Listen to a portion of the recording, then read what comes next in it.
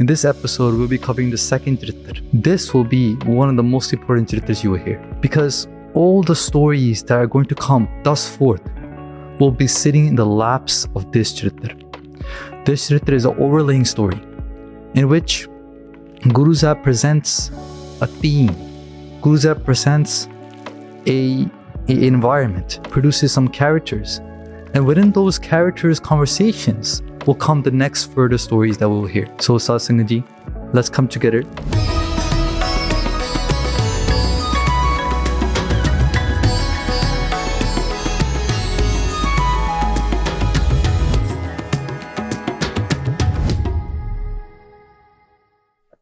We'll start with the Dohira, the very first stanza the Guru Sahib writes. And they say here, Dohira, Charitrvati Nagri Bikha, Chartir Singh Drip Ek. That Guru Sahib gives a location here. The location is called Charitrvati. Yeah, it's a city. Yeah. So in the city of Charitrvati, there lived a king whose name is Charitr Singh. Ta ke grehe sampat kani rath gajar baj anek. And he held many priceless possessions in his house. He had chariots, elephants, horses. He had a lot of materialistic possessions. So we're introduced to a city called Charitrvati. We're introduced to a character who is a king whose name is Raja Chartir Singh. And now again Guru Sahib says, Taako roop anup at jo bittaryo sudhar suri asuri kinri reej rahat purnar. His form was like no other, given by the divine creator. Upon seeing him, all of the angelic and demonic and worldly females would become happy or enchanted. Guru Sahib says he had a lot of possessions, A, right? He had a lot of money, right? B, he had the youth, he had, not the youth necessarily, but he had beauty, right? He was a handsome person. Now, Guru Sahib is going to introduce a new character. Dohira ek apashra indar ke jaat shingar banaye, nirkharaye atkat pehi kanj pavr ke paye. There was a apashra. Apashra means a goddess, right? Who belonged to Indra Devta, and Indra Devta is known to be the king deity of heaven. And one day, such a day came when she saw Raja Charitr Singh. Right? Upon seeing Raja Charitr Singh, she became still. Just like Guru Sahib gives an analogy here, a alankar. Alankar means something that you use to decorate your poetry, and there's many different types of alankars. And this one's called Upma Alankar, where Guru Sahib gives a reference to an example. They say just like a bumblebee becomes still and quiet, imbued in the nectar of a flower. In that same way, this apashara, this goddess, in the same way she froze in the heart of Raja Charitr Singh. Okay, or in the same way, the heart of this goddess froze. Yeah? Just like a bumblebee freezes in the nectar. In the sugandhi, in the fragrance of the flower, in the same way, this apashara froze. Yeah? So it was essentially, you can say, love at first sight. Yeah. Okay. Again, rahi apashara reej roop lakharaye ko pathi doot ka chhal kar milan upaye ko. So she found love upon seeing Raja Charitr Singh, right? Seeing his form, she fell in love with him. So what did she do? Pathi doot ka, she sent a messenger. In an attempt to meet the king, she sends a clever messenger, right? So far, we're introduced to a king who has materialistic possessions, right? He has a lot of financial assets. On top of that, he's very handsome, right? He has the form as well. He has a good look to him as well. And then Guru Sahib introduces a new character, right? A apashara and a goddess, right? Who falls in love with Raja Charitr Singh, right, by seeing his form, right? And these two things, when one has both beauty and wealth, right, these can become a recipe for disaster, as we will find out, right? And I want us to try to really extract the messages that Guru Sahib is kind of putting into the story. Bin pritam ke mile halahal pivaho ho maar katari marho karina jivaho. So she has the messenger present a message, right, which expressed how deeply she wanted to meet the king, in which she says, I will go to the extent of drinking poison if you do not meet me. The message entails that the goddess says, I will go to the extent of drinking poison if king, you don't meet me. Or I will strike myself with the katar, ho maar katari marho. I will strike myself with the katar, which is a handheld weapon used by a soldier, and not live for a second longer. Yeah. So she's in desperation, right? She wants to meet him, and so she sends this message. She gives it to a clever messenger, and the messenger goes, right? Dohara tahe doot ka rai so ped karyo samjhaye, bari rai sukh paai man dunda par ढोल बजाए. That messenger goes and shares this message of the goddess. The king becomes happy to hear how a goddess has fallen in love for him, and announces to accepts the invitation and moves to marry the goddess. Ek putra taante payo amit roop ki khan, maharudra hu ris kare kaam de pehchan. Some time passes from their marriage, and a son is born to the couple, whose beauty knew no limits. In an effort to explain the beauty of this child, the Guru uses a mythical idiom, saying the child is like Kamdev, the deity of love, who was born from the anger of Shiva.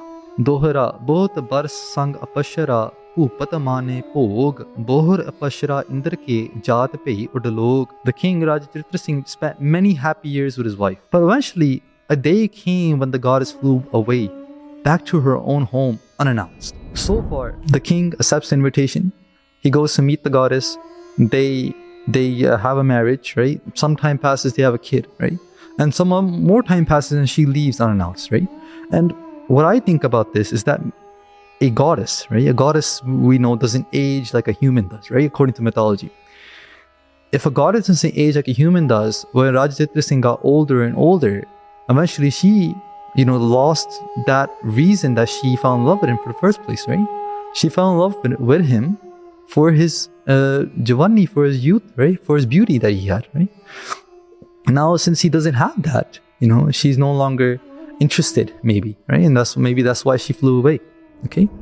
Tehe bin poopat dukhat hoya mantri le bulaye chittar charitr taako tarit desan deo pathai. Without his wife, the king became depressed and eventually called forth his political advisors. He had them commission various artists to create missing posters with the picture of his wife and send them to many different countries. So he's depressed, he's looking for his wife, and he has all this arranged. He has artists commissioned, he has advisors come in. He's like, you gotta find my wife for me. Khojat ota shanat ke lahi kanika ek roop sagal sam apashara tante gunan pasek.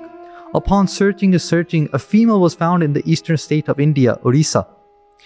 Roop sagal sam apashara, whose form and physique mimicked the goddess that was married to Raja Chartir Singh. In fact, even seemed more virtuous. Chaupai sunat bachin pasan bulayo. So he finds what seems to be his wife, right? But it's not really his wife. She just looks like his wife, right? But she's not his wife. His wife is already gone, right? Upon hearing the news that his female has been found, Raja Chartir Singh calls for his army. Financially invest in great amounts to prepare the army with armor and weapons. Once the army was ready, the king orders them to march towards Orissa, that state where the lookalike was found. The king of Orissa catches wind of this news, of this attack, and orders his army to get ready and prepare for war. The king also buckles down and prepares himself for battle. Now the battle commences, right? The battle is going on. Guru Sahib describes the battle. They say, Dohra pant pant maru baje, mande supat ran aaye, amit ban barsha paye, rehat pavan urjaye. The moment of war dawned upon the soldiers. Many instruments of battle were being played as warriors entered the battlefield. Warriors on both sides aimed with their bows in hand, and the sky became filled with countless arrows as they rained down. So many arrows that there was no space for air. The rage of the battle, Guru Sahib describes. He says, Pujang Chand, Bade Bardvari, Mahabir Bake, Kacha ka chini te sabah hi nisake, te sa mohe va huti jod jare, hatena hatile kahun atheyare. Guru Sahib says the battle rages onwards. The warriors are being cut by swords. All the warriors being dressed in armor are fiercely fighting. Each soldier is coming face to face with strong opponents, and no one was backing away from the battlefield. The battle continues and Guru Sahib writes onwards. They say, Dohra, Hanumat Singh आगे कियो Amit San दे हाथ, चित्र सिंह पाछे रहियो गह बरछिया हाथ. Raja Chartir Singh looks towards his son, whose name was Hanumant Singh, and gives the order to move forward. Hanumant Singh is given a huge army and proceeds to attack.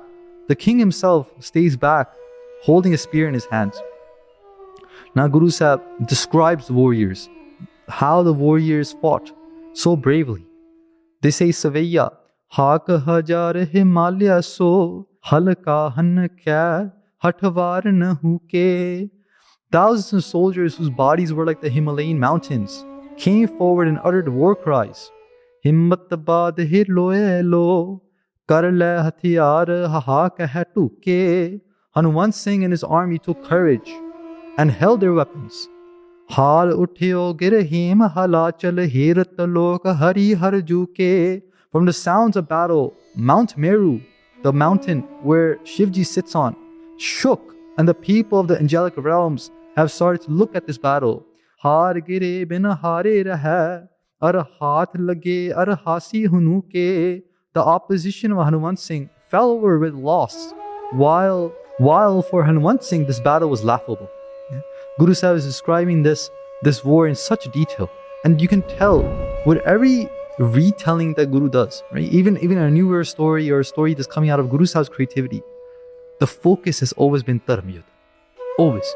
If you look at the 24 Avtara that Guru Sahib writes in Dasam Granth Sahib Ji as well, you'll see that the mission of 24 Avtara is laid out by Guru Sahib when they say, Avar basna nahi prabh, Dharm Yudh ki chahe. They say this at the end of Krishna Avatar. They say, I have no other desire. Besides writing all these stories, I have no other desire, Duidapakha, the Ulatha, the retelling of these stories. Besides for one thing, which is Dharm Yudh, to describe the battle of righteousness. And even with these Charitras, we saw the first Charitra was a battle of Chandi. Now in this second Charitra, where the overlaying story is being told, very interesting stories being told.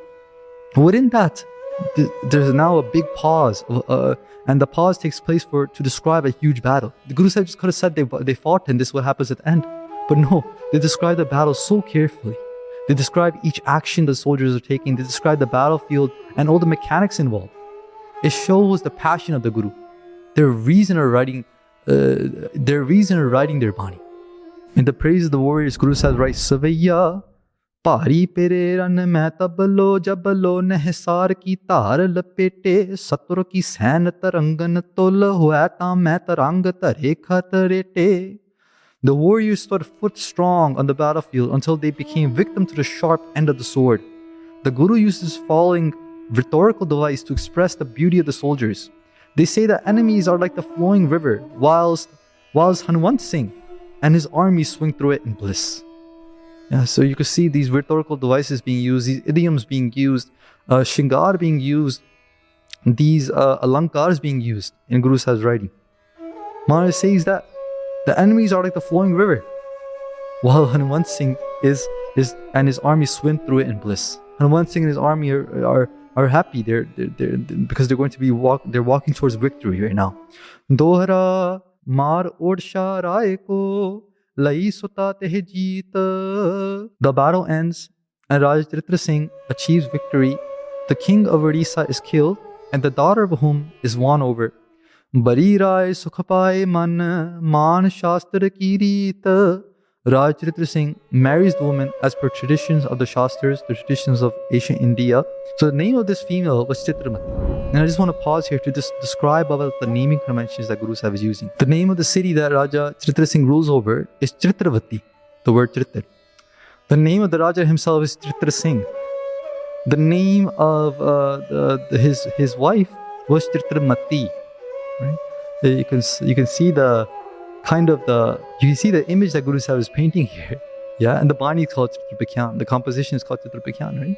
One can only assume how much creativity the Guru Sahib is pouring into this composition. Now, victory is done, right? The name of this female is Chitramati, right? When Chitramati is brought home to Raja Chartir Singh's palace, and basically Raja Chartir Singh has abducted her, right? Because according to Raja Chartir Singh, he's getting back his wife, but in reality, his wife is gone, and this is not his wife. He destroyed the state of Odisha. He's come back home now with this woman, right? And another thing you have to keep in mind is he's presumably much older than what he was when he originally married the goddess. When Chitramati comes to her new home, she sees Raja Chartir Singh's son, Hanumant Singh, right? And when she sees Hanumant Singh, she couldn't stop thinking about him. Hanumant Singh comes back from the battle, but he's not being himself. Raja Chartir Singh sends him to school, but he doesn't want to go to learn. He seems like he's upset, right? And the reason could be, like we just said, that he might be upset that his father had engaged in all this war when the woman he engaged all this for might not even be his so-called mother, right?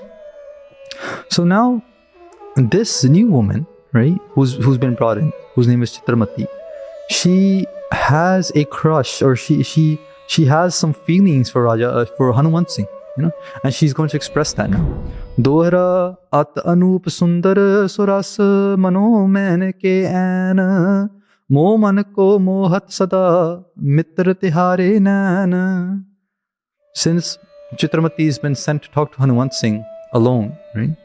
Chitramati comes and she proclaims her love for Hanumant Singh, saying, "You're handsome and beautiful, as if you are the house of love. Oh, my friend, your eyes have enticed my heart and mind." Now, she continues, and Guru Sahib describes this very beautifully in the Savaiya. This is Savaiya. Bana badi biraha ke balai liori jrahi lakh roop te haro. I am tied up by separation from you. By seeing you, I receive happiness. Poga karo mohe saath pali bid pupat ko neh tras bicharo. Commit to a pleasant relationship with me, Chitramati says to Hanumant Singh. She says, commit to a pleasant relationship with me. Don't be afraid of your father. So na kara kach char chitabo ko khaye giri man man tawaro. Your father does not please my mind, she says. I am falling for you. कोट उपाय रही कै दया की सो कैसे हूँ पीजत पेहो ना अठयारो. I swear upon God, I have tried so many solutions, but my stubborn mind is not straying away from you. She continues to profess her love for Hanumant Singh. Dohra chit chetak so chub gayo chamak chakrat peho ang chor chatur chit la gayo chapal chakhan ke sang. My heart is pierced by your love, O Hanumant Singh. My whole body is aroused, emotionally flaring. My heart has been robbed by your eyes. Cher roop tohe bas pei goho kavan ki ot marshi jiyon tarfai pari chubi chakhan ki chot. Who should I grab onto when I have come under your captivity? Just like a fish placed out of water, she says, I am struggling, grasping for air, being struck by your eyes. Now, we're going to listen to the response of Hanumant Singh. So, Chitramati is confessing her love. You know, she's saying that, you know, I'm not really interested in your dad. You know, yeah, he's brought me here, but I'm not interested in him, right? Possibly because she's much younger. And Hanumant Singh's dad is much older, right? Hanumant Singh's dad probably just saw, hey, she looks just like my wife. But he doesn't remember that must be how his wife looked like, because she was a goddess. She probably didn't age, right? But Hanumant Singh aged, right? Now that means that he's found a woman who's presumably much, much younger than he is, right? She's like, oh, I'm not interested in your dad. So let's see what Hanumant Singh says. And he says, Chaupai Vaki kahi na nirpasotamani, standing in the face of a dharam and dishonor. The son of Raja Chartir Singh, Hanumant Singh, bravely did not accept the queen's proposal. Focusing his mind on dharam, the message of righteousness that he knew, he refuses the idea presented by the queen. Guru Sahib says, Vaki kahi, ori kahi, o jo ne gal kahi hai, na nirpasotamani, the son of the king did not accept that. Chitramati tapai kisani. Once Chitramati understood that her invitation for a relationship has been rejected, she becomes overcome by anger. She rips up her clothes and scratches her face. Chitra Singh pe jai pakaro, runs to Raja Chartir Singh and makes an outrageous claim. Bado dusht eh putar toharo, your son is a criminal, she proclaims. He has raped me. So she went to the extent of proclaiming that she's been raped. because Hanwant Singh did not accept her proposal. Jo pei bachan sunte kurtat nirpapayo, maran het sotehe lagayo. Hearing these words, the king's eyes became red with rage. Infuriated, he then orders his guards to kill his own son. Raja Chartir Singh right now is covered with the words of his wife, or this woman, Chitramati. He only sees and hears what she's saying. He does not have the other angle. Under this impression that his son has raped the woman he just brought home, his wife, essentially, he's become so angry, he told his guards, kill my son. Matran aan rav samjayo, triya charitra na kinhu payo. The mantris, his political advisors, alarmed by this hasty decision, quickly come to explain to the king that no one has understood the triya chitra. No one has understood the play of a woman. No one has understood the character of a woman. Referring to the mistake that the king has made in his conclusion, accusations placed on his son. Because again, Raja Chartir Singh he's being one-sided. He does not see the opposition. He does not see that, wait, maybe this woman could be lying. How does he know she's telling the truth? He doesn't. Besides the marks that she has on her body, there's no further evidence to describe, there's no witnesses to say that Hanwant Singh was indeed involved in a rape. Because it's all one-sided, the mantris will teach the king about his hasty decision right now, about his decision that he's making. They'll advise him against that decision by sharing stories. And these stories describe the power and creativity within a female, and the ability to use that power and creativity as a resource for dharam, courage, bravery, fearlessness, faith, and valor, or for ataram, deception, trickery, and corruption. Sar Sangaji, I hope to see you in the next episode, where we will explore the first tale that advisors will share with Raja Chartir Singh. And the third Charitra, please forgive us for our many mistakes. I look forward to seeing you in the next episode. Aao fateh bulaye, Waheguru Ji ka Khalsa, Waheguru Ji ki Fateh.